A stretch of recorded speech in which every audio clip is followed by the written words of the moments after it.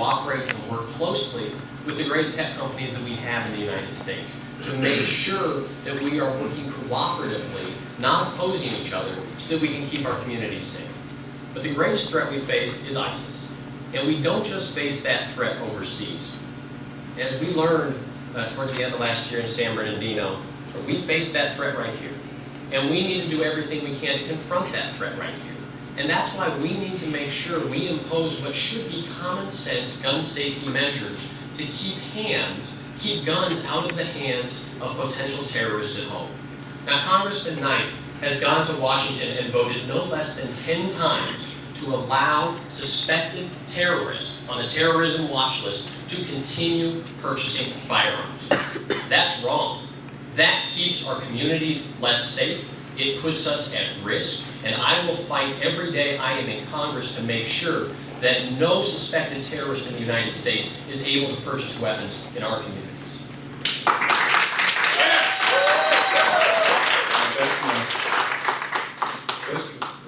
One of the things that I hope we don't do again is boo or have too much demonstration. There'll be plenty of time at the end. You can do anything you want. Would applaud. Ken. There are gaps in services for our nation's veterans. What would you do to help solve this problem or address it? Brian? Absolutely, and it's a travesty. When someone has served and sacrificed for this country, we need to do everything we can to take care of them when they return. And there are a lot of problems. From the Santa Rita Valley, from the Antelope Valley, it is so hard to travel down to Westwood Sepulveda in order to get the services, the health care, the physical, mental health that you need in order to reintegrate. And so we need to bring more VA facilities up to the Santa Rita Valley and Antelope Valley, or at least allow our veterans to get reimbursed when they get those services at a private facility. We also need to increase the vocational training, the educational training, to allow our veterans to get good jobs. And that's why the post-9/11 GI Bill is absolutely critical, to make sure that we are taking care of our veterans to the best extent possible. Unfortunately, Republicans in the House of Representatives just a few months ago voted to cut the benefits under the post-9/11 GI Bill. I will defend that bill in Congress. Steve? Nothing more important. I am an Army veteran. I was enlisted right out of high school, just like a lot of kids that go to boot camp and they get very scared of what's going on. I was during the Cold War. I had to go to Germany and protect the Fulda Gap. The Fulda Gap was where the Russian Army was going to come over and address Western Europe. So I understand it very well. That's why this Monday we're rolling out the Vet Help button.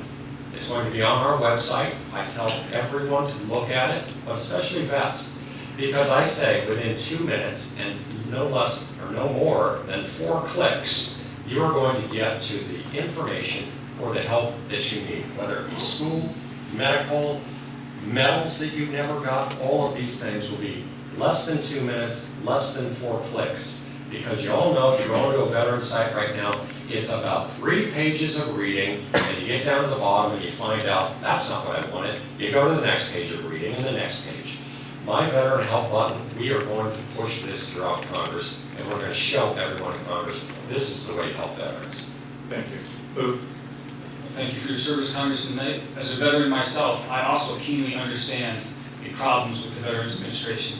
We do have a high population of veterans in the Antelope Valley, and there are services there. They're just not adequate. So I want to see more services brought to the Antelope Valley, the Santa Cruz Valley. It's just absurd that any veteran would have to go from, say, Palmdale to Westwood. I'm sure if any of you tried it, just on any given day, it would take hours. So we need to fix that. The second thing I want to see is about transitioning. That's where I worked on the streets of Los Angeles for 21 years. When you find a veteran that's in trouble, somehow it always comes back to, I can't find a job, I can't move forward with my life. So we need to partner with unions. We need to partner with unions. These veterans coming out of service already have the skill set that a lot of unions need. So we need to find a way to plug in the veteran into the pipeline with the unions and make that transition much, much smoother. And I would work hard on making that a reality. Thank you. As most of you know, Veterans Affairs is a very important thing for the Signal. In fact, the Signal is the only newspaper or any media publication in the United States that has a Director of Veterans Affairs. So keep watching the signal, because it is a signal issue for us. I'm not making a pun. It is a very important issue for us, and it should be for all of you, and so thank you for your answer. Next, we will have Jason. What is your stance on immigration reform? And we'll start here again with Brian, then go down the road. I support comprehensive immigration reform, and this is another area where I disagree strongly with Congressman Knight. He stated that he has no problems deporting the parents of American citizens. I do.